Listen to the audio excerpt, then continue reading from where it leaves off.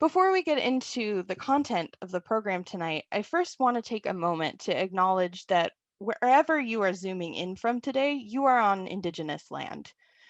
And MOHAI itself, which as I have as my background, MOHAI itself and me and the University District are on the historic and contemporary lands of the Duwamish, Suquamish, and all Coast Salish people. We acknowledge the forced displacement of Native communities from this land while honoring the endurance of the Duwamish people who still live here. To this day, the Duwamish people have still yet to receive federal recognition, and MOHAI encourages you to learn more about their story and about their fight for federal recognition. And when it is safe to do so, to go visit the Duwamish Longhouse in West Seattle. And in the meantime, you can visit their website to learn a little bit more. If you're not in Seattle, if you're in surrounding areas or a different city altogether, encourage you to check out a link we'll drop in the chat that's nativeland.ca, where you can learn more about the Indigenous communities near you. We also want to note that this program is taking place during an era of unprecedented protests against police violence, which is part of what we will be talking about tonight. These protests against police violence towards Black people in our community and across the nation continue to be a call to action, and for a call for all of us to state unequivocally that Black lives matter. And MOHAI stands unfalteringly with those who are calling for justice. And we're excited to learn a lot more today about people who have been using their art as a way to call for justice. And so with that, I am very happy to introduce our partners from Chop Art to tell us about the mission of Chop Art and to introduce the artists. So Mark Anthony, if you could join us now. Mark Anthony is a Seattle native and historian from the University of Washington, and he was one of the main voices and leaders of the Capitol Hill organized protest, also known as CHOP. And he is currently taking a break from a successful career in marketing for Fortune 500 companies to support the fight for civil rights, and he is the CHOP Art president. And then also with us tonight is Sakura Schlegel. Thank you for being here. And Sakura is both the treasurer for Chop Art as well as one of the artists who will be featured tonight. And so we'll be hearing a lot more about your work. And with that, I am going to leave it to the two of you to explain more about Chop Art and about the art that we're about to see tonight. And thank you so much. It's been a pleasure working with you. Thank you, Rachel. You as well. I really appreciate the introduction. I really appreciated hearing you say that this once again is Duwamish land that we are all on, and we need to all remember that we are all immigrants from a different land, except for the Native Americans who were here before and the few that remain. Um, Welcome to you also, Sakura. It's good to see you again as well. Hi, Mark Anthony. How you doing? I'm doing good. I'm doing good. So Rachel wanted us to start off by sharing a little bit about the Chop Art vision and what we're trying to do, our goals here with the Chop Art. So I think it'd be a good way to start that off by just mentioning some of our values here at Chop Art and what we're seeking to accomplish. With Chop Art, what we want to do is essentially give a platform for underprivileged communities to express themselves through art, through education, through communication, so that we can have positive change for social justice issues that impact people based on their gender, their race, their religion, um, their sexual orientation. We believe in equality for all, and we are going to try to promote that message by promoting the people who are involved in that fight, by promoting artists, by promoting speakers, by promoting musicians. Art comes in a lot of different forms, and we are going to try to find every avenue we can to be a platform for voices that haven't always had that platform. Is there anything else that you'd like to add to that, Sakura? Yeah, sure. So, hi, my name is Sakura. I am treasurer of the Chop Art. I'm wearing a white lace shirt, and behind me, I have a piece of George Floyd. It's mostly yellow, and it says "The sun never sets on George Floyd." Um, so, yeah, today I wanted to tell you all about the values of the Chop Art. So the Seattle Chop Art aims to empower those who are marginalized, repressed, and lack the resources they need for self-expression. Our mission is to provide art and the means to make it to those who are most affected by institutionalized inequality. We aim to support social justice through art, self-expression, and education. And for a lot of you who do know me, I care very much about, those who are houseless. So at my chop ups, I continue to provide food, water, masks, clothing, tents, and sleeping bags to those who don't have the resources to get those on their own. And we also aim to support other marginalized and repressed groups such as BIPOC, FEMS, LGBTQ, houseless, those who are traditionally repressed and marginalized by society. So we also give out art supplies and sign making materials and paint and other art supplies to those who can't afford to buy it for themselves. So we really do live those values as much as we can through the events that we hold and trying to uplift BIPOC artists in particular, which a lot of the chop artists are. That's what we aim to do, and that those are our goals and our mission. Awesome. Thank you, Sakura. You actually just reminded me as well. I need to give a description of myself, you guys, for those of us who aren't able to see me. My name is Mark Anthony once again. I am the Chop Art president. I am 32 years old. I'm an African-American male. Right now, I am wearing a shirt, for those of you who can see it.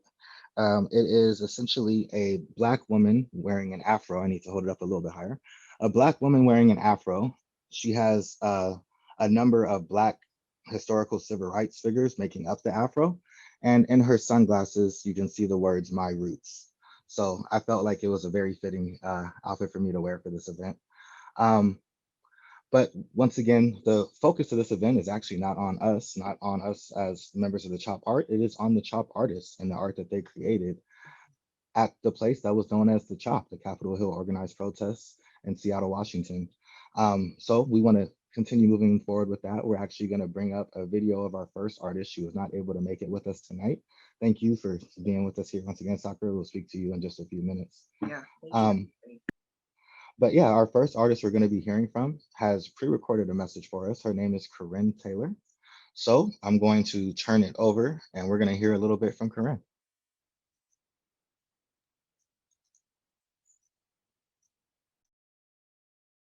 All right, how are you doing today, Corinne? I'm doing pretty good. Awesome, it's good to have you here. We'd like to start by getting to know a little bit about yourself. Tell us where you're from, tell us how you got involved with art and the Chop, and basically, what brings you here. Well, I am born and raised here in Washington State. I've been doing art since I was a kid. Usually that's the case with a lot of artists.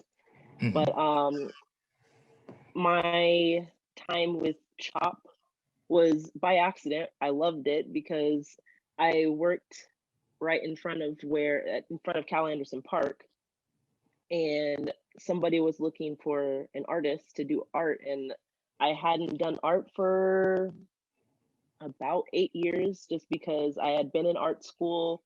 And then I dropped out and I was like, oh, I don't know how to do art. But then, I think I just kind of let like the system of how art school goes, that if you're not making A's, that you're not making art. So I let myself not do art for a long time. And then it was I'd say like therapeutic in a way, because it was a way for me to cope with what was going on and finding out like the Breonna Taylor, George Floyd, everything. Like I was in a really weird funk, and then by doing art, it just kind of was therapeutic to me. And then when people were saying, "Oh, we need an artist," and I was like, "Well, I can do it," and then here I am. I was Awesome. able to do art, and yeah. And I'm sure there's a lot of artists that were involved with the Chop that felt the same way, felt like it was Yep. for them to come out and, release some of their inner emotions. How much time did you spend a lot of time around the Chop area? I did.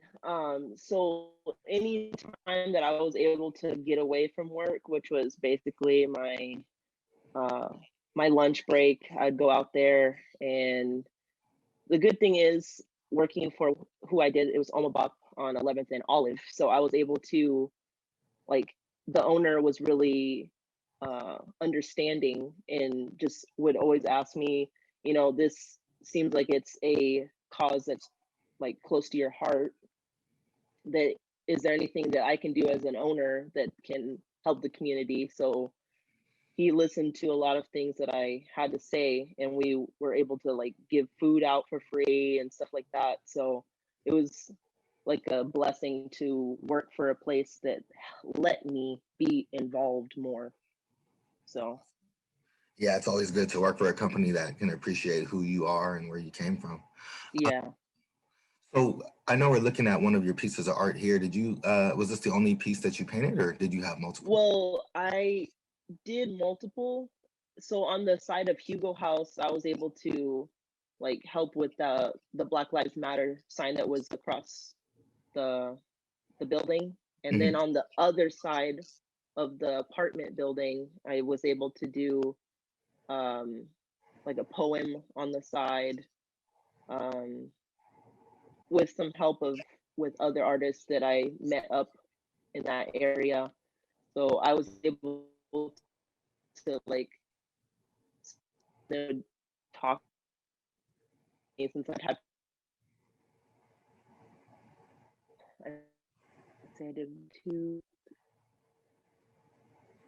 Awesome. It's very good to hear that you were actively involved with, you know, not just one piece of art, but multiple pieces and other artists as well. Let's focus on this piece that we have Yes. a little bit, because this piece is very powerful. This one was right across the street from Cal Anderson Park. I recognize this piece almost. Yep. I love seeing it. Tell us a little bit about, you know, about this piece, about what it means to you and who you wanted to reach with it and what you wanted to teach them through it.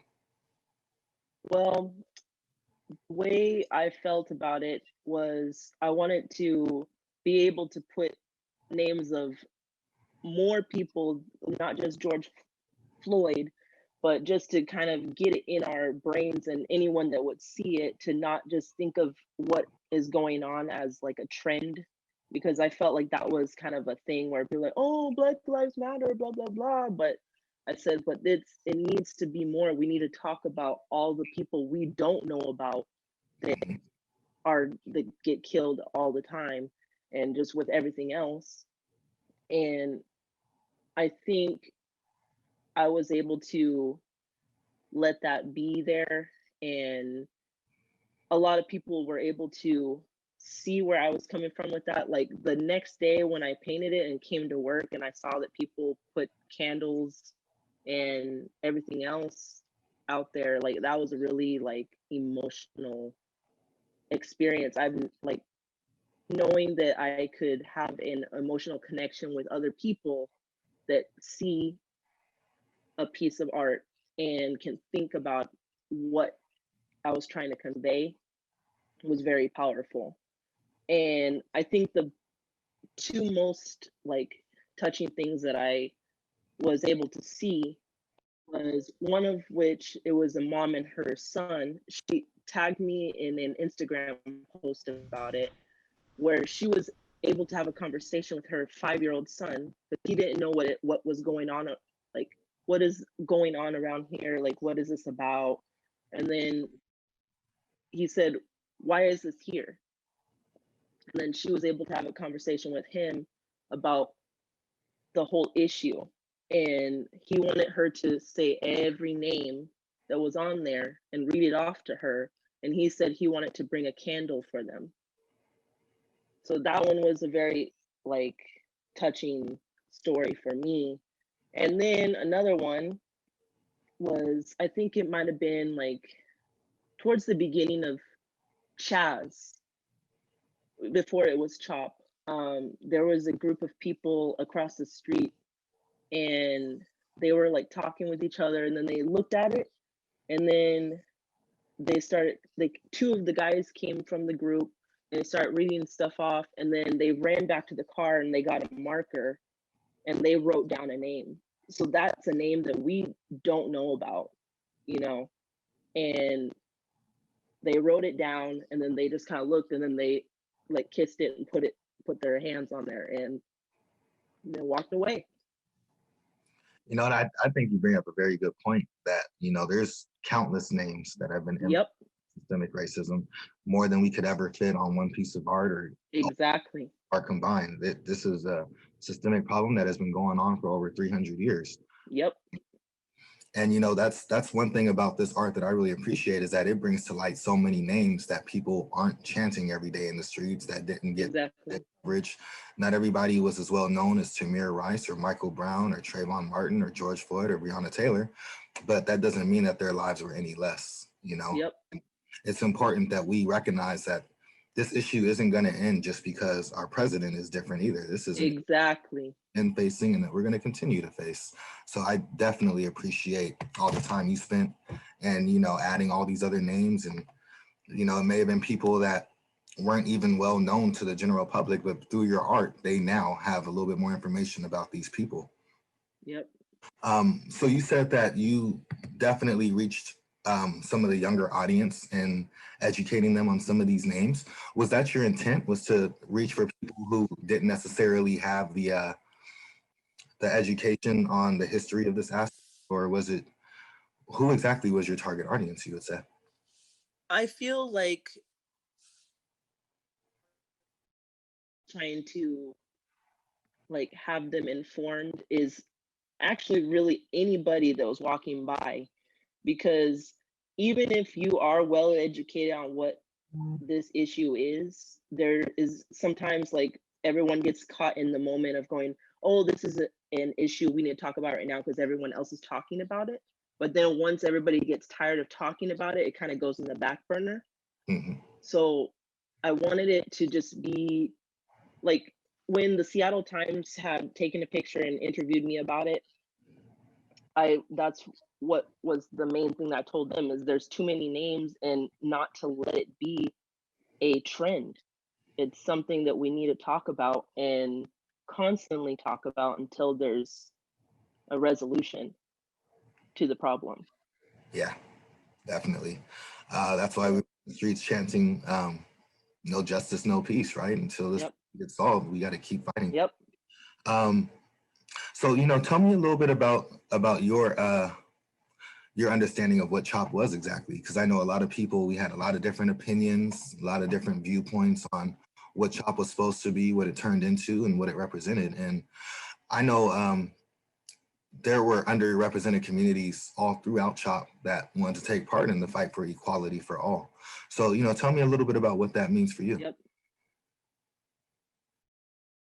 So I think the root of what I got from CHOP chat that had happened is everybody caring for each other and making sure that everybody's taken care of, because I felt like a lot more like the homeless of Seattle were able to come to an area where they can find food or clothes, and a lot more homeless people in this area. Well, the thing is, that's another issue in itself, but we need to figure out like it all different issues. Right. I feel like at the root of that was everybody caring for each other, and it was a beautiful thing to be a part of. No, I completely agree. Seeing day by day how many more people were coming on a regular basis, and, you know, not just to Yeah, around the area, but to actively take part. You had people that were coming because they needed help, but you also had people who came because they wanted to be able to provide help to those in need.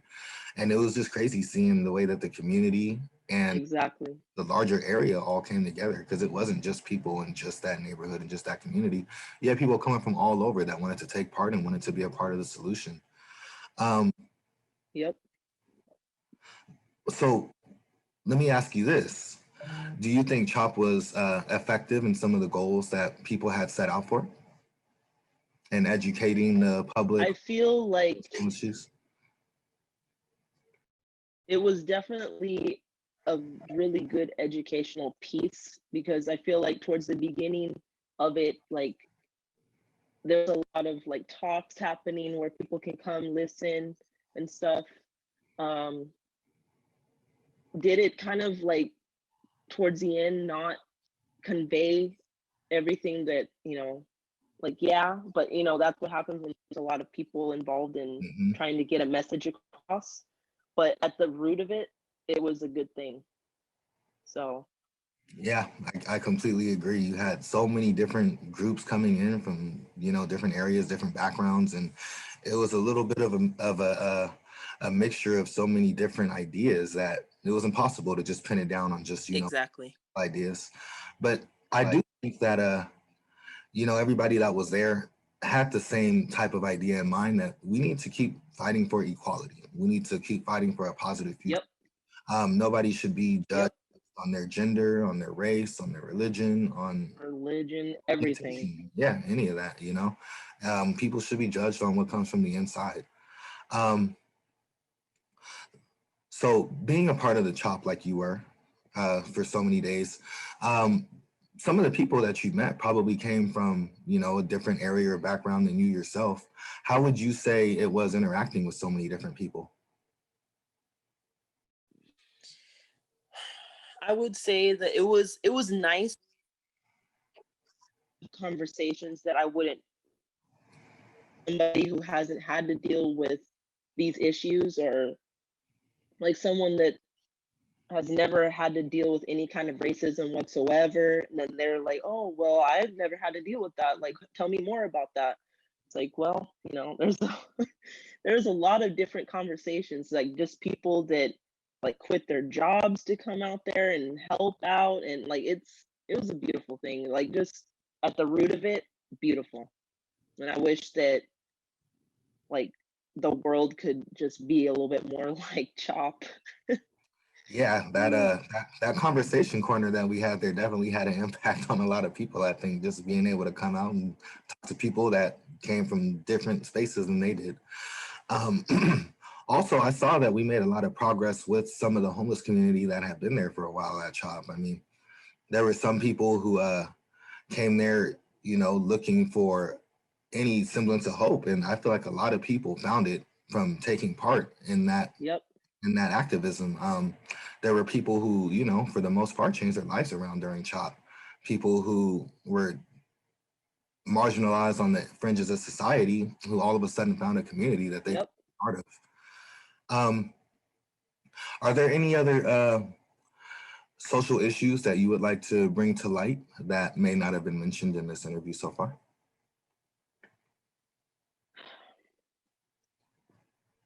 Not like one particular thing like sticks in my mind, but I feel like as a whole, like if people just have like that like heart of just caring, like deeply caring for what other people are going through, I think that a lot of different problems that are happening right now wouldn't happen. And we just need more people to care. No, I completely agree. I completely agree. Um, and it's sad to think about that. As many names as there are on this piece of art that you created, there have been more names. And that's just a little bit. Yeah, it's just a little tiny bit, and there's been more names added even since this was created. This is an issue that we're going to continue to be facing for the foreseeable future. It's not something that's just going to die off just because we got a change in office, So Yep. we appreciate you coming on board and sharing with us your experiences in CHOP and exactly what your art represents and what it meant to you. And I hope that we'll continue to see more of your art and continue to have you speaking on what your art represents through the CHOP art. So thank you again, Corinne. Yes. Thank you for having me.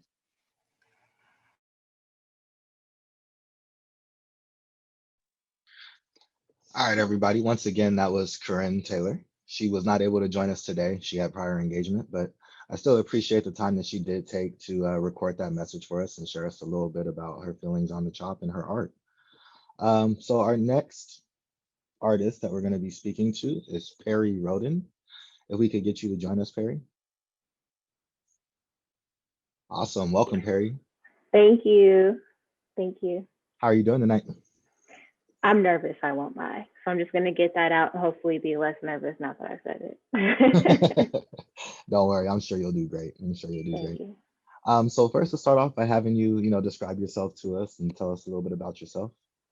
Yeah, so my name is Perri Rhoden. I'm an abstract mixed media artist. Um, for the like visual, like the representation of what I look like, I'm a Black woman. I'm 29. I'm a beautiful Black woman, 29. I am wearing glasses. My hair is curly up in a bun. I'm wearing a red sweatshirt from my alma mater, Howard University. I'm in my studio right now, and behind me are two images, not images, but two abstract paintings. The one on the right, I don't even know how to describe it. It's beautiful.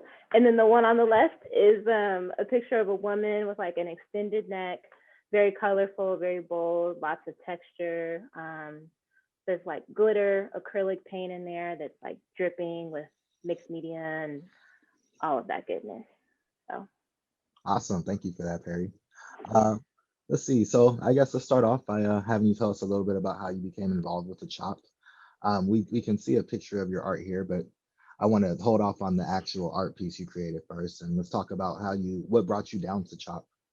yeah, totally. So unlike some of the other folks here, I was not as involved with the CHOP. At the time of like last summer, I was living at home with my family. And so as it relates to like COVID and safety, and then also just being really honest, um, being Black in Seattle, and very visibly Black in Seattle at that time, I was very cautious. I still am very cautious about where I go, but I did not feel safe in most places, and I only felt safe at home.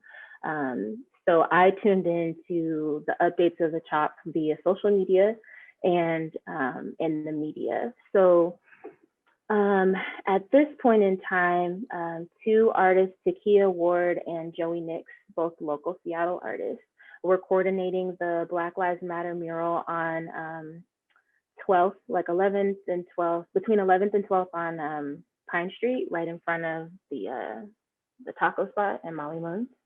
And so Takia sent a message out on social media of just anyone who's interested. And so I responded to that and then was pulled into an Instagram group thread with all of the artists who responded and who also were interested in being a part of the mural. And it really just kind of took off from there. Specifically, I designed the letter C. And so the image that's on the screen right now, this is the second edition of the Black Lives Matter mural. The original first one that took place was a slightly different, actually, I think I have that, was a slightly different design, but the one that's on camera now is what exists now and is now a permanent landmark in Seattle. Yeah. Yeah. Yeah, it's a very famous image now. I'm sure a lot of people have seen, and the way you guys redid it makes the colors pop even more. The way they relaminated or whatever they did, it looks even more beautiful now than after it had been all, a little bit torn up immediately after CHOP. Yeah. So let's talk about your specific letter here. Can you give us a short description of what the letter looks like for the audience that can't see it first off? Yeah, of course. So this letter here, it's the letter C. There are 1, 2, 3, 4, 5, 6, 7, 8 colors, and they're broken up into like equal compartments of the C in like a horizontal line pattern. I don't really know. I'm kind of I blocked out the letters. There you go. I blocked out 7 different components of the C. And so each kind of section has a base color, and it's almost like it's a rainbow, from like a bright yellow tangerine to like a citrus orange, and then there's like a blood orangey reddish color. There's a bright baby pink, really deep purple. There's an electric blue. The next color is like a seafoam green, and then the last is like a honey, like a honeydew or like a spring green. On top of that, I've drawn or I painted these like abstract curvilinear squiggles in black. And so it's just a really nice kind of bold print on top of those colors, and sort of gives like a tree vine or like roots of a tree. It kind of looks like that on top of the sea. Awesome. That was a great description. It was very detailed. Thank you. Thank you. Yeah. So let me ask you, with this being, as you mentioned, a landmark in Seattle, basically now, was that a one of the targets you had when you guys were doing this mural? Was that, did you know your reach was going to be that vast? No, honestly, I don't even still think I grasp the reach of this mural. When we did it, it was very much with the intention of it being temporary. And I mean, I think from my understanding of the CHOP, it was an occupied protest. So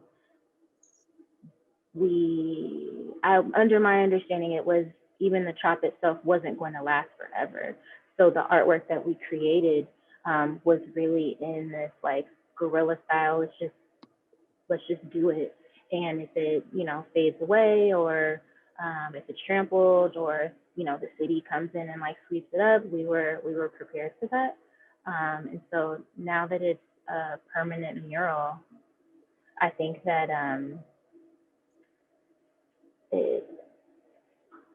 I don't really have the words yet. I think it's really awesome, and I think that I hope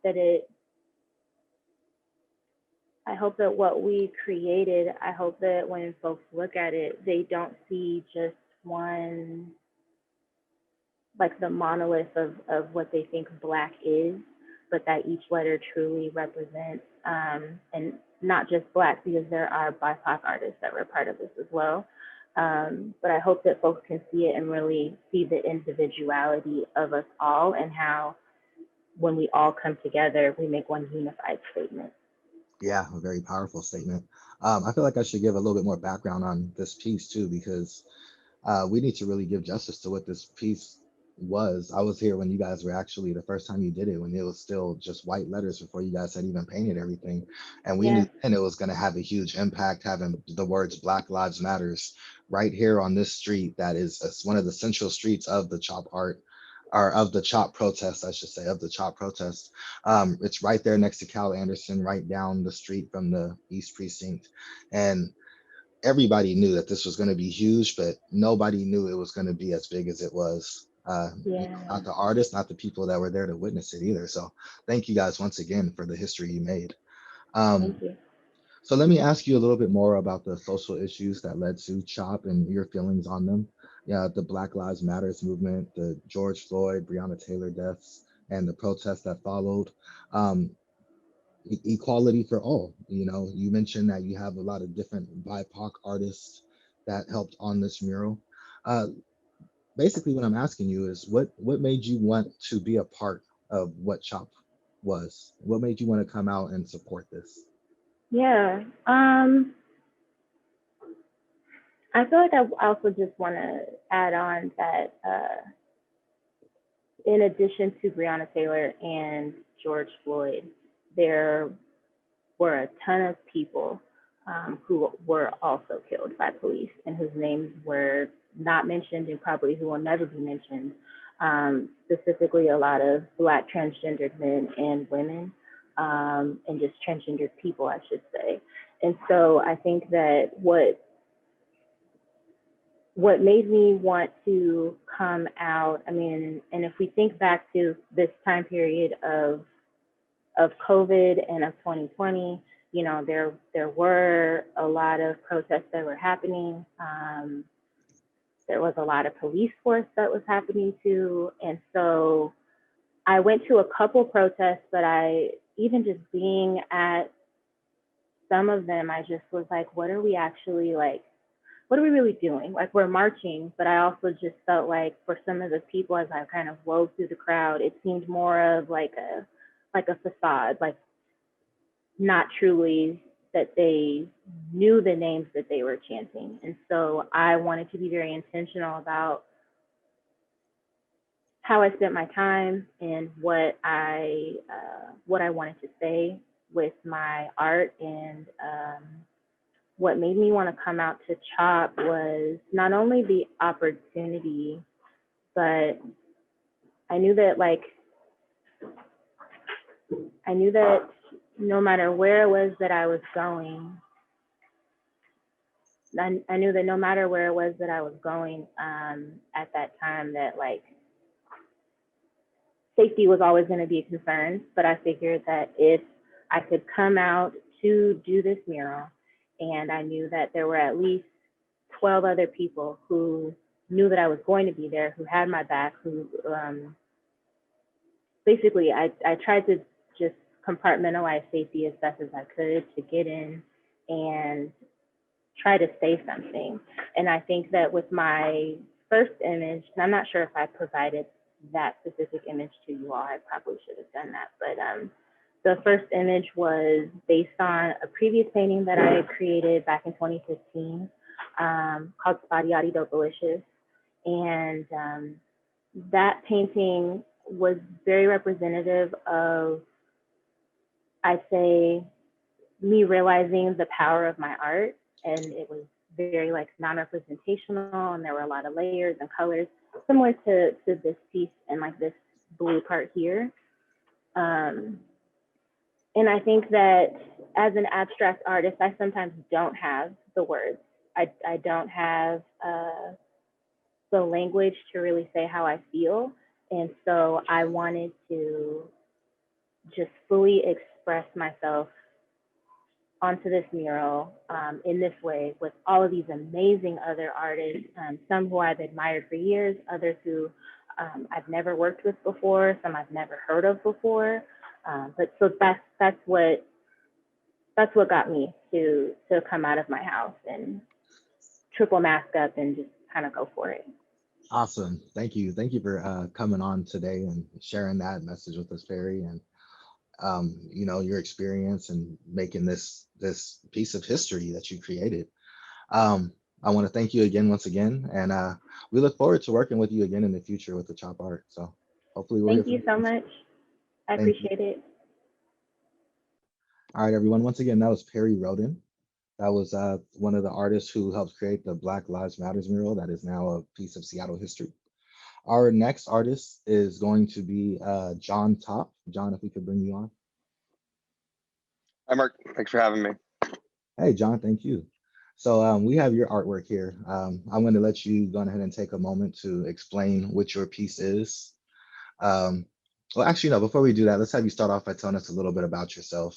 Start off with your first name, your last name, and then tell us about your experience with art, your relation to the Seattle area, and you know, anything else you'd like to share with us about your personal history. Yeah, my name is John Top. I live in Bellingham. I've actually never lived in Seattle. I am a man. I am wearing a jean jacket, and I have long brown hair and a braid. And I personally, I kind of want to start off by acknowledging myself being on Duwamish land, and I personally want to really thank the entire team that has put this together. This is an incredible opportunity, and I am beyond grateful. I'm at a loss for words, really, and I really appreciate it. I've been a sculpture artist for about 3 years now, in all sorts of different types of media, and yeah. Awesome. So yeah, let's start with this piece here that we have on screen. Let's have you start off by giving us a short description of the piece and tell us, you know, how you came to create it and where it was at CHOP and things like that. Yeah, so my piece was, I forget actually how tall it was. When I first drew it, it was 35 feet tall. I think it scaled down to about 27 feet to like top to bottom. It's a Black Power fist. It's made out of Douglas fir, and the inside pieces that fill out the frame of the fist are an old fence from a friend of mine. that I just happened to be tearing down a couple weeks before. And it's held together with, actually I have one of the screws that hold it together. It's about $800 worth of these things, blasted together. And then I burnt all of the pieces of wood with a flamethrower, roofing torch, whatever you want to call it, to weatherproof them so they would resist mold and water. And it was originally supposed to go on the pump house that's just a little bit west of the main baseball field. It might be east, I forget. And then eventually I worked with the city to move it onto the baseball field, and then it finally lived in front of the dome, the sort of catcher's dome. Yeah. Awesome. Yeah, I remember trying to get this the structure up on that water pump structure you said, and yeah, that was a lot of people, and we still couldn't get it up there. So as you mentioned, this eventually got its final home at the Cal Anderson baseball field, right next to the dugout area, I guess is what you would call it, or home plate, I guess I should say would be a better description, home plate. Yeah. So let's see, tell us about what inspired you to create this piece. Like, what about the movement, or what exactly brought you out and made you think I want to make this, and this huge sculpture that became such a huge symbol at Chop? Like, that was one of the first things you saw when you came down. Thank you. It's kind of funny. It was my birthday, and I was sitting there with my roommate, and I was kind of just like sitting there, just like donating money to any fund that I could find at all. And after a certain amount of time, I was like, wait a minute, I'm a carpenter, I'm the artist, I should go do something. And I reached out to a friend of mine who was working at the garden there at the time, and I was like, hey, can I come build something? And they were like, 100%, come do anything, you'd be super useful. And I just wanted to be useful. And in the next like hour and a half, I just started drawing on my computer, and then I was like, wait, I'm gonna make a black power fist, right? Of course. Like you're like, duh, we're missing a monument here. We need a giant thing to be like, this is why we're here. And it was around the same time that there was a lot of monuments getting torn down across the U.S. A lot of Confederate monuments, an endless amount that got destroyed. And I figured if there's some empty space for a monument, maybe we should start building new ones. So the next day I ended up buying as many of these as I physically could, and a bunch of wood, and went out there and built the fist. Awesome. And yeah, that fist lasted through the end of Chop, didn't it? It was there the whole time, was it not? I think it was the last thing to leave the site. Yeah, I would, when I did take it down, because I took it down personally. There was nothing but police and city workers when I walked in there, which is the scariest thing I've ever done. Yeah. And next to attempting to raise it at the pump house, that was the second scariest. Man, that was a struggle. Yeah, you know, sometimes things don't just work out, but luckily someone donated me a crane. Yeah. Yeah, I remember hearing that. I was like, Yeah. wow. Yeah, thank you, Mayhem, if you're watching out there somewhere. Really, you gave me a crane. Mayhem with Riot Kitchen. Yeah, with Riot Kitchen. Yes. Awesome. Yeah. Huge thank you to her. Yeah. Yeah, Mayhem's amazing. That's a great story to hear. I didn't even know that story. Wow. Yeah. I had a bullhorn from one of the people that was there, a megaphone, and I was like, we can't do this safely. Does anybody have a crane? And then someone actually raised their hand. They're like, yeah, I have a crane. Yeah. That's kind of how it all came together at Chop, isn't it? Yeah, it's, you know, I had no expectations.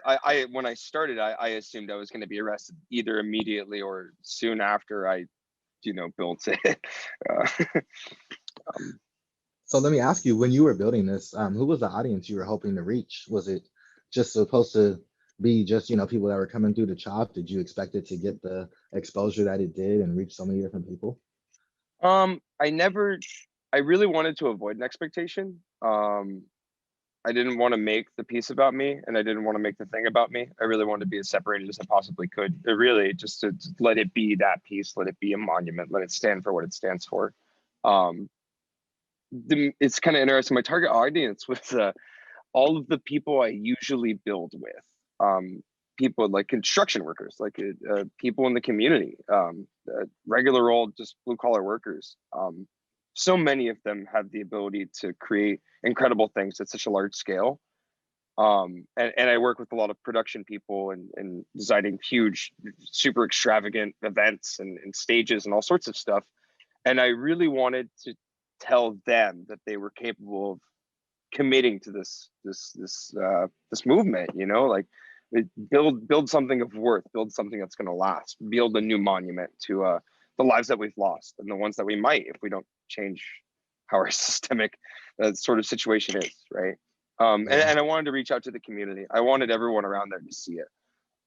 Obviously, like you can stare at tents and you can stare at cop cars and protests and all that, but this is much more scary to them, much more scary to the community. I had to deal with a lot of people that lived in the surrounding area that were concerned because this was like a threat to them. And that's exactly what I wanted to do. Yeah. Awesome. Yeah. Let's see. So while we're on the subject, tell us a little bit more about your feelings on the movement behind CHOP, you know, on your thoughts on Black Lives Matters, on your thoughts of police brutality, on your thoughts of, you know, BIPOC people in general, the fact that we're still on indigenous lands. Can you share us a little bit more about your personal connection with those issues? You know, I think the best way to sum it up is that if there is anybody who has had the privilege of not having, I don't know, to be personally attacked by the government, by the police, by a coworker, by anybody for the color of their skin or for whatever denomination that they have, you have like a civic duty to stand up for those who can't. And I got to meet a lot of those people who can't. I see those people who can't every day. And I think that's enough. Like it is imperative for people to care for each other. If that's not the first thing that we're trying to do, then like what are we doing? You know, it's everybody's at a loss right now, right? And we can either focus on people who need the help, or we can focus on the people who have been helping themselves and putting everyone else down since the beginning of whenever. Yeah, exactly. Yeah. And it's important that we remember that everybody can help in their own way. Not everybody's going to help the same way. Absolutely. You know, that's why we have the artists here to show the way that they were able to impact this movement in ways that other people couldn't. So thank you. Yeah, I mean, making food is an art, right? Yeah, exactly. Being present, being a body is an art. It's all to some form. Yeah, it was all about us contributing in our own ways, coming together for the greater good. And to say one more thing on that really fast is that people really doubt themselves with their power. You know, we all have this innate thing inside of us that is so strong that we just ignore, you know. And if you just go out there and if you went to CHOP and you did a thing, you made art, you helped this movement and the root of the movement, which is yeah. You are completely right. And once again, we want to try to promote art in all the different forms that it comes in. So thank you for mentioning that, John. I do want to actually bring up one more thing. I know a lot of people had reached out to me and they had asked about what happened to that giant fist. And I know you and I had a little bit of a conversation over the last few days about, you know, if we could contact that piece of art that was being held by the city. Were you able to get in contact with anybody and figure out where the art is? Not yet. I have a lot of hope that it's sitting in a city yard somewhere. Okay. Effectively what happened is all the contacts that I had made when I was building the fist and all the people that I was in contact when I was at CHOP, because I was only there for about a week and a half. I was just building that, and then I had other personal things show up, the COVID fear and all sorts of stuff. So I got to get out of there pretty fast, unfortunately. They gave me about like 2 hours notice to come take it apart, and then put it in the hands of people that I didn't really get to exchange information with. I had some like point of contact people, but for the most part, I don't know where it is. Yeah, okay. I hope I can find it soon. Yeah, I do know I spoke to a city Parks and Recs employee just the other day, and he told me that he didn't know who to get in contact with about finding it. So I'll need to send you another email. And please do. Yeah, I'm certain it's sitting there waiting to be reassembled. Yeah, I still got all the screws I need to put it back together. Awesome. All right. Well, thank you for your time, John. Thank you for coming on and sharing your story about building this wonderful monument that was there pretty much the whole time at CHOP, something that as in everybody who came through, I'm sure it's still in the back of their minds. Like this was a huge piece of imagery to just have right there in the middle of Cal Anderson. So thank you. Yeah, thanks, Mark. I really appreciate the time. And thank you everyone for watching. Awesome. All right. Thank you, John. We're going to move on over to our next artist, you guys. Our next artist we have coming on is another member of Chop Art. Her name is Sakura Schlegel. Sakura, if we can have you come on camera. Hey, Mark Anthony. Hey, Sakura, how you doing today? I'm doing good. How are you doing? I'm doing good. I'm doing good. We're getting through this event. I was really nervous at the start, but it seems like it's going fine so far. So Yeah, you're doing a great job. thank you. So let's start off by we already got a bit of an introduction from you. Um, but let's go on ahead and remind everybody. Can you give us a short introduction about your experience with art and the chop? Yeah, for sure. So briefly before I start, I want to give a little description of the piece behind me. The piece is on 1/2-inch plywood from the chop. It's 4 by 6 feet tall. It's a portrait of George Floyd in a black hoodie. And the background is yellow, and the purple type around it says "The sun never sets" on George Floyd, and he has red paint at the neck. And so, yeah, sorry, what was the question? My beginning of the involvement with the chop With art? the chop art, yep. Yeah. And the chop, the art at chops in general. Awesome. Yeah. So when I was first at home when I saw on the news that the police cruiser lit on fire, and I was watching the tanks rolling down downtown Seattle, and I saw the curfew and I saw everything that happened. And at the time I was living with my grandmother, so I didn't feel comfortable going to protests with large amounts of people. So what I started doing is I woke up at 4 and the curfew lifted at 5, and I just went around downtown Seattle and photographed for about 3 hours. And so every morning I would wake up early and I would go early before anyone was awake, and I would go and photograph everything that happened the night and the day before. So I was doing that for about a week, just over a week, and then the chop was formed. And I met a lot of protesters that way. I met a lot of the mutual aid peeps that way. I met a lot of artists that way. And Josh, who is an artist, I met like right at the beginning of the chop, and he was the one who was working with the art co-op in the chop. And he's the one who invited me to paint a barricade in the chop. So when I first came, that was the day after the shooting. The first shooting had happened the night before. And so I came in, and Aaron was sitting at the Chop Art Co-op and told me what had happened.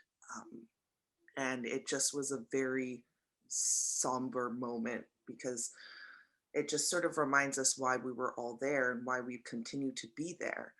And so that was the day that was the morning that I started on the George Floyd piece that you can see behind me.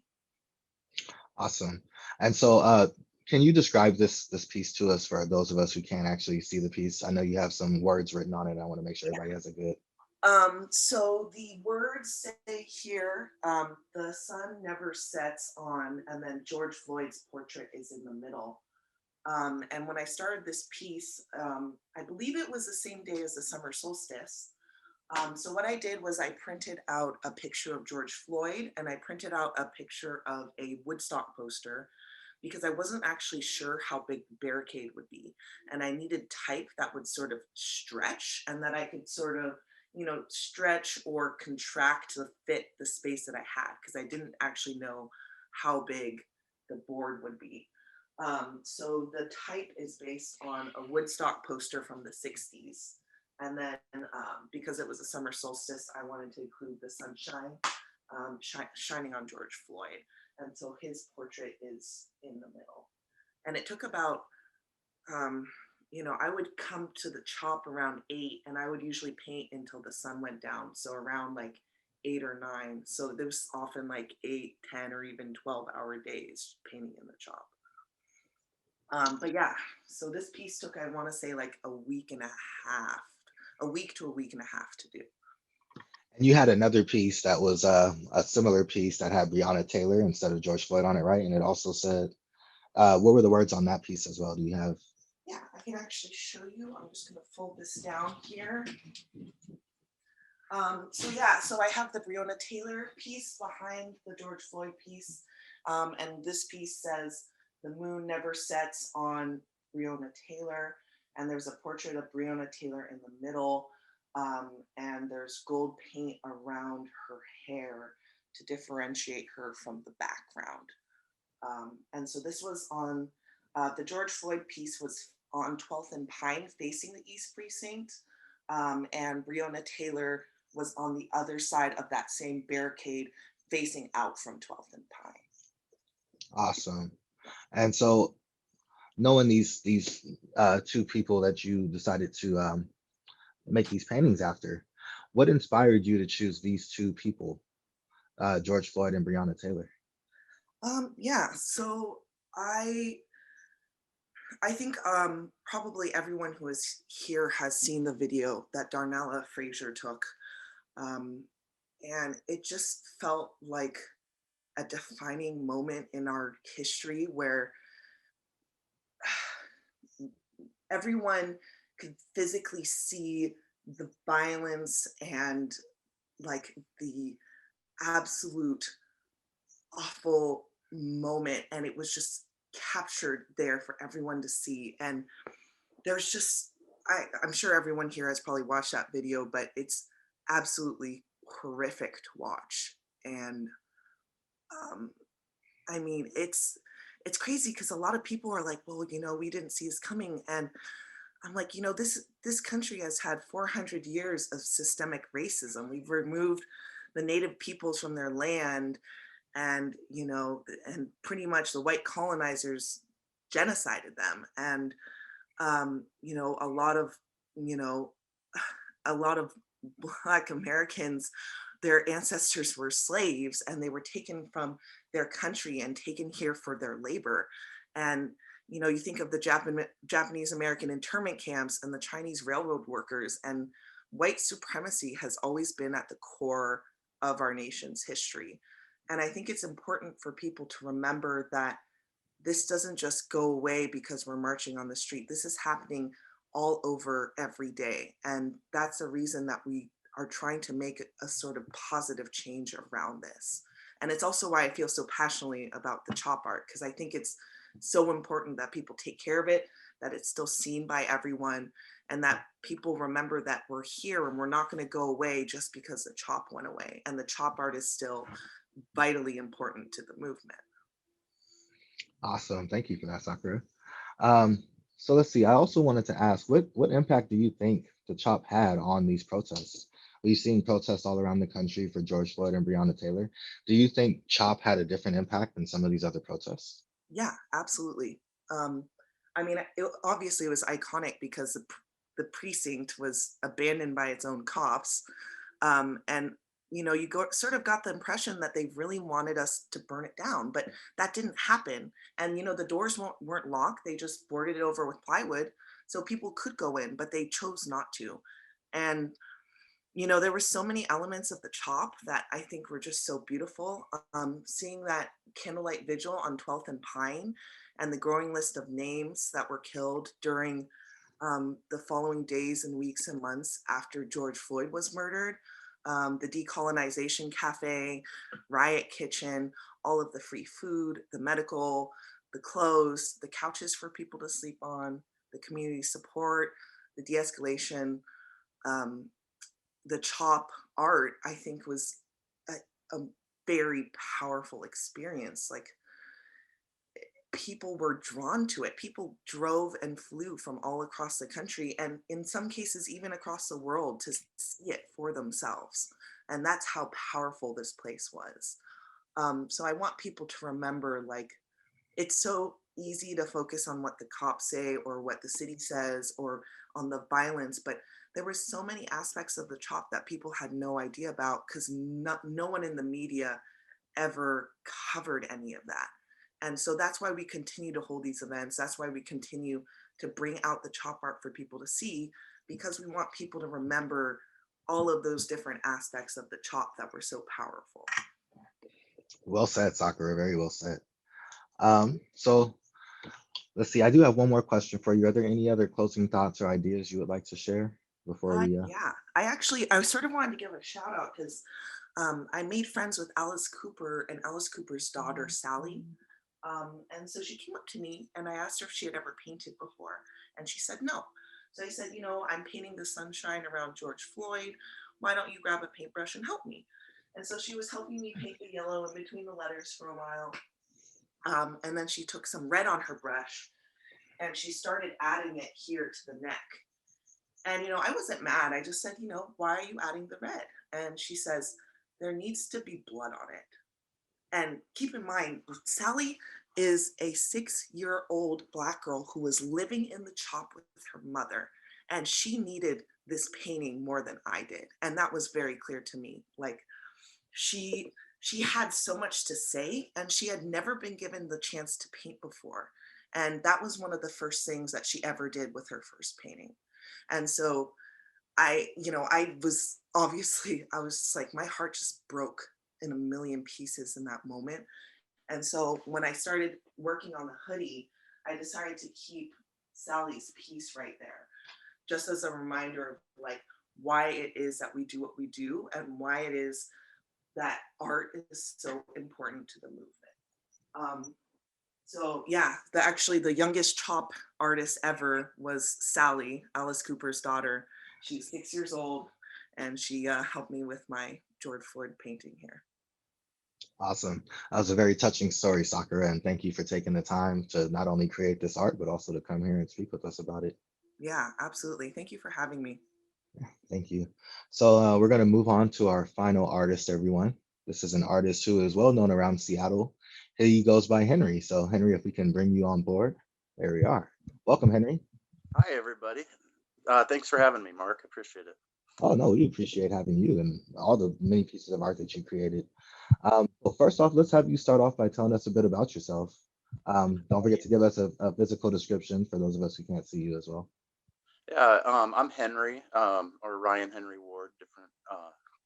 Henry's my artist name. I signed my art with that, so it's probably what I'm most recognized as. And I'm a white male, and I have brown hair and a brown beard that are maybe 65% gray. Actually, I'm 45 and wearing a brown shirt, a Citizen Cope shirt. He's a musician that I like a lot, and I think I connect with him. I wanted to wear the shirt because I connect with him because he's a white male as well that I feel like has a good comprehension of systemic racism and speaks it out in his art and things like that. And I identify with him. But yeah, I'm behind me is some of my art. I'm in my studio in my hometown of Enumclaw right now, and this is kind of my chill zone. So awesome. And I actually want to mention something that you just spoke on about you being inspired by other white male artists that have similar feelings on social issues that you do. It's very important that we remind everybody that CHOP is about equality for all, and equality is regardless of race, gender, anything like that. And we want equality for everybody. That means it's going to take everybody to be a part of that equality. And we need to remember that we have had allies in this fight for equality since the beginning. There would not be an Underground Railroad without white people. There would not have been legislation being passed without white people that were in the position to pass that legislation. So let's not forget that we have always had allies in this fight, and we had many white allies at CHOP. Seattle is one of the whitest cities in America, and we had a very strong showing of support from members of the white community, from the Asian community, from the Indian community, from the Black community, from all over. It was really a melting pot of different people. So thank you for taking the time to be here, Henry. Let me start off by asking, how much time did you spend around CHOP? Were you there often? Were you? yeah, before I started doing the art, I actually was part of the protest, and I was part of the protest before it moved up to Capitol Hill when it was down at Westlake area, and kind of the initial kind of growth of it there. And then you know, the art came a little bit later. at first I was just like participating in the protests and having conversations and talking with people and sitting out in the field and engaging in all sorts of conversations and just being a watcher, listener, and observer. And I feel like that's kind of as a member of the more privileged community and being white, that my role really is to first listen and to acknowledge what I hear and to believe what I hear when someone's talking about their experience. And so, that was my first approach to the CHOP experience, was to first be an observer and listener before I just jumped in and started slamming my art around. You came to the CHOP to take part, not to take over, basically. Correct? Yeah. You came there with the right spirit. As I'm sure you know, we had a lot of different groups that came in the CHOP and they didn't carry that same spirit, unfortunately. But it's the people who did come there with the right intentions, the right ideas, that made the biggest impact. So thank you. So tell us about this piece here that we have in front of us. I'm going to let you give us a moment to give us a short description of it, and then give us some details on what inspired you to create this piece, what it represents, who you wanted to reach through it. Yeah, so I just showed up. I had a few friends that were encouraging me to come do my art there, and Aaron Demuth and my friend Bashir and some artists from the Rise and Unite group, and some other friends and just people that I knew through social media and stuff. A lot of people were like, you should really do your art there. And so I showed up with a backpack full of spray paint and just kind of checked out some spots that I thought would be good. And I found some spots. I think for me as a muralist, I think location is really important. And I was thinking of what spots would be really visible for the children that were there, because that was one of the things that I had observed and noticed was how many families were there and how many little kids, and how different the experience was from watching Tucker Carlson talk about what was going on. It's like you go experience something all day and then you go home and you got to watch Fox News, because I like seeing all points of view, and then it's just like, wow, that is really not what's happening. Okay. So I chose these spots that I felt like could really engage children. So there was one spot I had that was kind of by the arts and craft booth, and then this one was kind of more out in the middle, but eye level for 5-year-olds to look at. And so I was thinking of if I was 5 years old and walking through this zone, what would grab my attention, and what would I go, oh, I like that, and I would want to ask my parents about. So this is a quadrupus. It's a 4-legged octopus, and but it's symbolic of the octopus, and which is something that's part of our bioregion and an important part of it, and lives in the Puget Sound. And so this one's an orange one with a black background, and it says BLM on its forehead, and then has a spiral, which is the path of the sun underneath that. And then it says end systemic racism. And there's some white swirls and some movement and bubbles, and just really calm, present eyes, just like neutral kind of a neutral kind of look, like you're welcome and present here kind of look. Awesome. On it.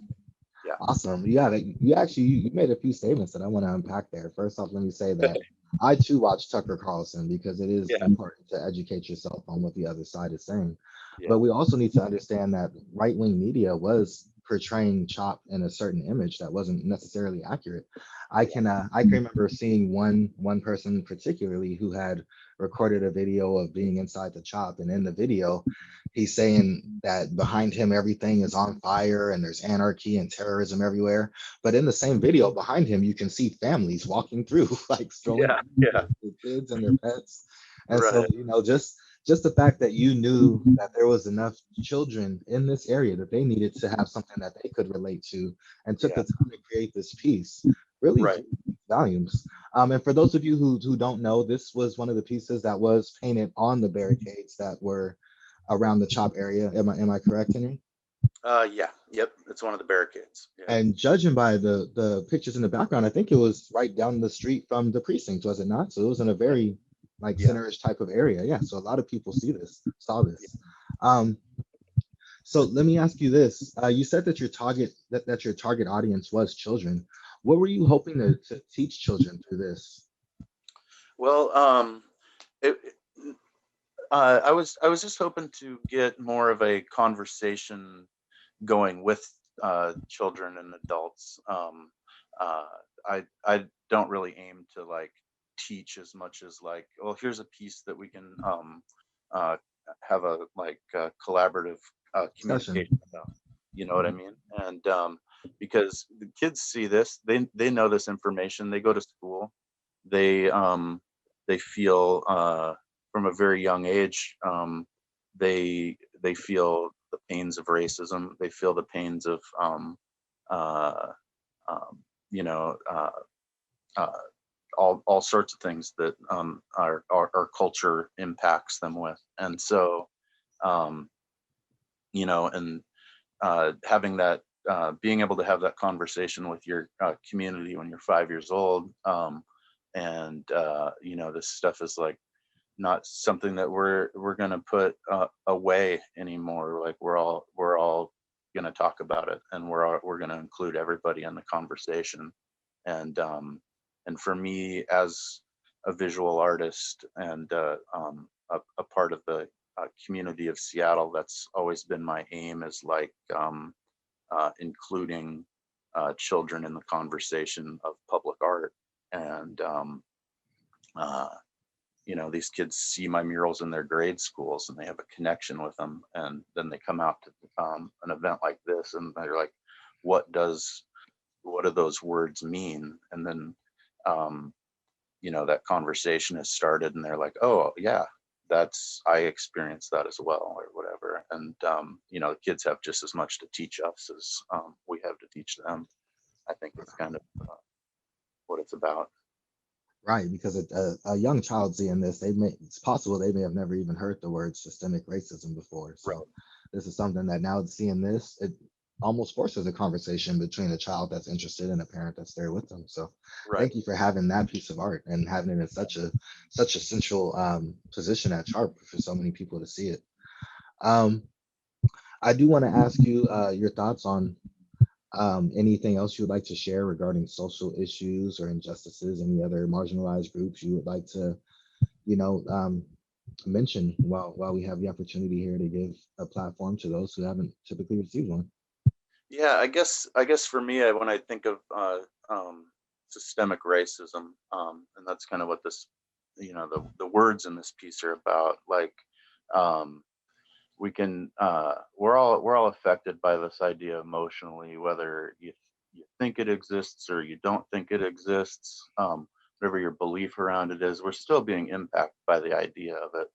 And but there's some things that are really like not subjective about it, like that there's more, you know, uh, there's more people of color, there's more Black people that are incarcerated, percentage wise, than white people, and but in our country, there's more white people by percentage than people of color and Black people. And there's just some basic facts that you can look at, regardless of your beliefs, and you can pinpoint that, like, this systemic racism is real, you know, and so that can like help people that are challenged within themselves. And I think as a white person, like I think a lot of other white people like me get kind of confused whether it's real or not, because we're not having that experience. And so just looking, I think I think if I can talk to, you know, those people that that read like me, that you can transcend that confusion just by looking at the facts, and looking at some of those statistics, and go to a prison and walk and visit it, and see what's going on, you know. Yeah. Yeah, I completely agree. And we got to remember, a lot of it starts with education. A lot of it starts with us finding out information that we weren't available to, we didn't know before. And learning doesn't stop at any age, and it starts at a very young age. So once again, thank you for taking the time to reach out to the youngest audiences and find something that they could grasp onto, remember, and relate to. So thank you again. Yeah, and it's kind of, you don't have to like know everything, and you don't have to have it all figured out to like start this conversation with people, you know. Like I think a lot of people are scared to have a conversation because they don't feel like they have all the knowledge, and they're going to be embarrassed to talk about it. But I think it's good to acknowledge that you don't have all the answers and all the information, and just begin and engage in this conversation with people, and reach out to people that have different experiences than you've had, and listen and believe them. I completely agree. Thank you, Henry. Thanks. All right, everyone. We're going to actually take a few minutes to have a Q&A section. So if I can get all the artists to come back on and turn their cameras and microphones on, we're going to have a couple questions for you guys here.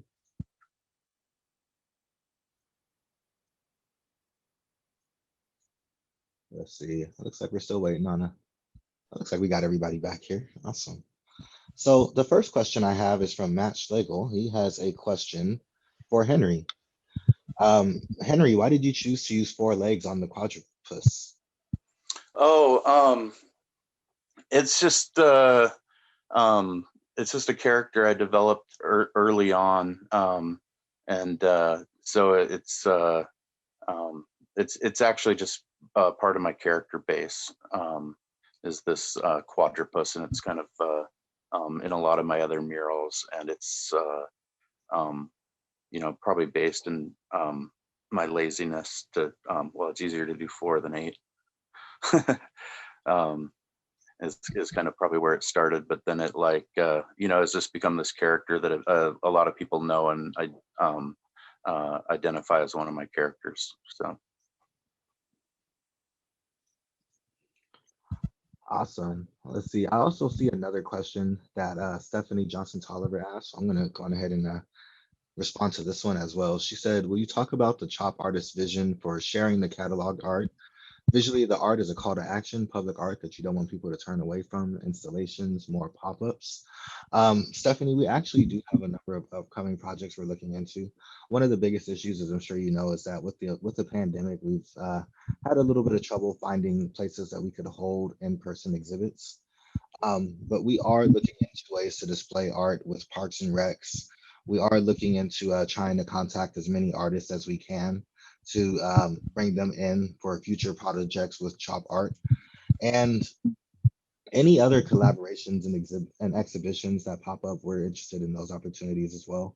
Once again, it's just been with the pandemic, it's kind of set everything back for the immediate future, but we are still actively trying to get this art out and shown to as many people as possible. Oh yeah, Mark Anthony, can I say something? Yeah. Yeah, so we are possibly going to be collaborating with John Mitch. We've been talking with him about having a possible Chop art gallery at 11th and Pine, which would be amazing since he's right where Chop all happened, right at his doorstep. And then also, I believe Don Daly, who's helping us work with the Chop art, is also curating an upcoming exhibition in the BAM. So I think I've been talking to her about possibly building one of like a Chop box for the BAM exhibition with my Floyd and Taylor pieces. So we're still trying to get the message out there, right? We're still trying to show the art. The easiest way to see it is I do chop ups every week where I bring the chop art out. And then I also hand out art supplies and clothes and food and water and masks and whatnot. So that's like the easiest and free way to see the art is just to come to one of the chop ups that I do every week. Awesome. And do we have another question? Anybody? Let's see here. Next one is from Matt Schlegel. Once again, he wants to ask Perri about the other location that your work inspired. For instance, there was a BLM mural on the street in front of our city hall where he lives. So he would like to know of your feelings on other art that your art inspired by creating that mural, it sounds like. I'm trying to understand the question. So apparently it sounds like to me like there is another BLM mural in front of the city hall where he lives at. Okay. And he would just like to get your feelings on how your work inspired other work, I think. Oh, okay. I mean, if that's the question, I'm here for it. I think that art inspires more art. And I think that as long as folks are doing the work in addition to creating Black Lives Matter murals or using the phrase or whatever that may be, I support it, and I think it's super cool. And I think that anytime that I'd love to see it, if you can say what city or where I can find it and see an image, that'd be awesome. But yeah, I'm here for it. Yeah, Matt, if you can you share that location in the chat so we can actually get some more information on it? Because I wasn't aware of another Black Lives Matter mural in the area either. Yeah, this is my dad. He lives in Palo Alto. Oh, okay. Hi, Dad. All right, let's go on to the next question. This one is from someone named What Do the Numbers Mean? It is for John Top. He asks, do you feel that the social issues have helped you broach the barrier of private to public art? And do you have any plans in the works for the future? I don't have any hard plans just yet. I mean, given that I don't know where the fist is right now, I'm not really at liberty to be able to determine its future. But it did give me a lot of information on how to deal with the city and how to communicate with other people that are involved with the space that I'm occupying, to be able to create something on a much larger scale. So with that in mind, hopefully the city gives it back and wants to put it somewhere, or somebody wants the fist, or I can use it in some sense to further the general agenda of Black Lives Matter, right? Yeah. Awesome, thank you for that. Let's see. I see we have another question from Aaron Shafkine. I'm actually responding to your question right now. Aaron asked, would you consider applying to the Creative Advantage? This is a joint thing with the city and Seattle Public Schools. Would love to bring you into my school and do an online talk of some kind. Actually, Aaron, I would love to try to get some type of program going on with Seattle schools. So if you can, please email me at mark@chop.art, mark@chop.art, or you can or you can email chop.art. Henry, do you also mind muting your mic? It looks like we're getting a little bit of interference, something on your mic there. Awesome, thank you. Let's see, do we have any more questions? I don't see any here. All right. So once again, I want to take the moment to thank everybody for coming in and being a part of Chop Art's first digital program. This has been months in the making, you guys. It took a lot of hard work, and it took a lot of effort from a lot of different people coming together that really didn't know each other before Chop of last year. So I'd like to take the moment to give a special thanks to, of course, the Museum of History and Industry for hosting this event through their website. Thank you. I'd also like to give a special thanks to the Seattle Office of Arts and Culture. They've been very helpful in helping us throughout this entire process. 12th Ave Arts, right there in the area that was known as CHOP.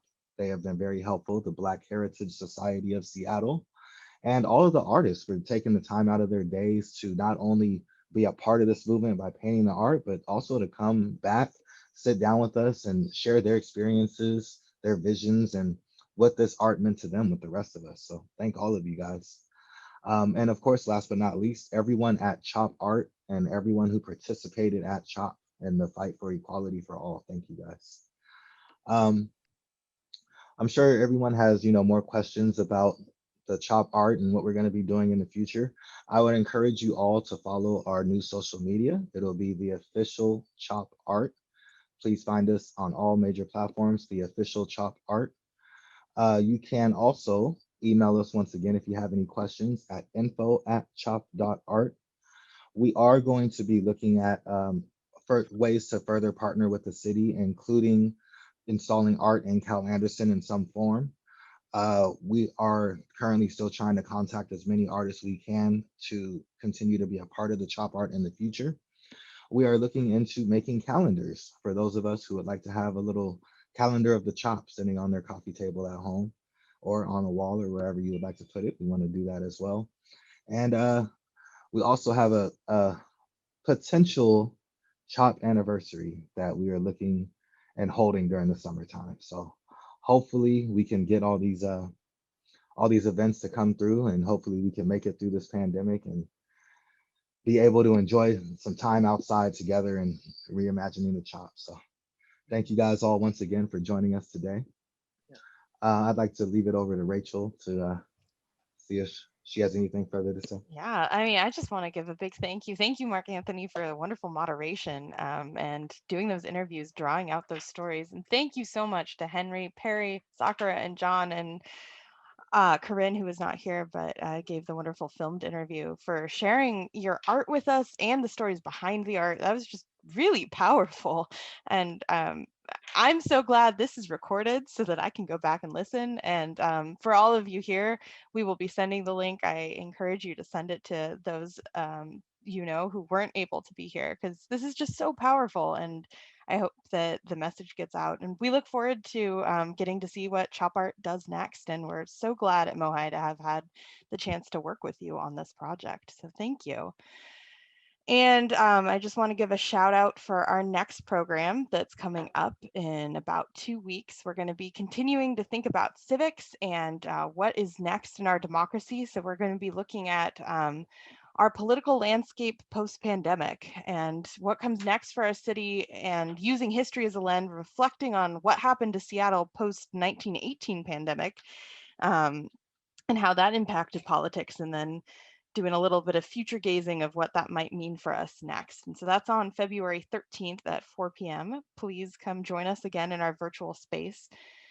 And as always, if you learned something new or enjoy the work we are doing during this unprecedented time in history, please consider making a gift or becoming a member to support future programs like this one and to help sustain the museum beyond this unforeseen closure. So thank you so much. I hope that everyone stays safe and healthy and continues to find ways to stay engaged and learn more. And we're happy to see you in the Zoom room. Hope to see you soon. And thank you so much for coming out. Have a lovely evening, everyone.